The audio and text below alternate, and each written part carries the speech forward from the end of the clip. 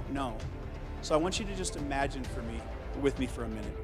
I want you to imagine that you're in the first century and you've been following Jesus as the Messiah, as your rabbi.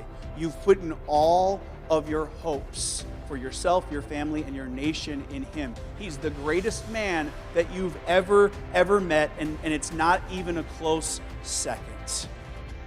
He's the greatest person that's ever walked the earth. In fact, he's made claims that he's even more than a good person, even though you don't know exactly what to do with that yet.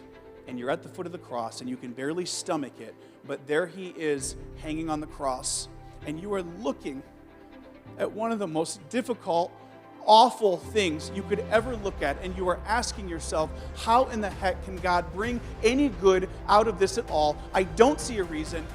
How could God allow this to happen to the greatest person that's ever lived, and you can't see it, even though you're looking at it?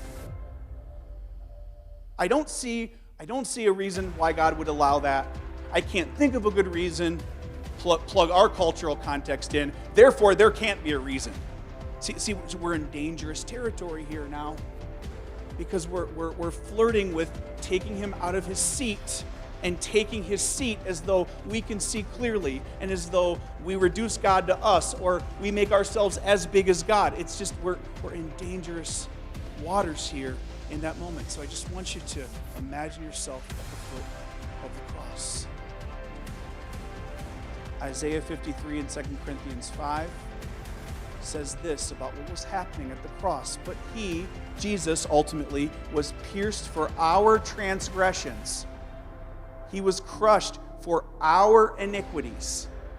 The punishment that brought us peace was on him. And by his wounds, we are healed.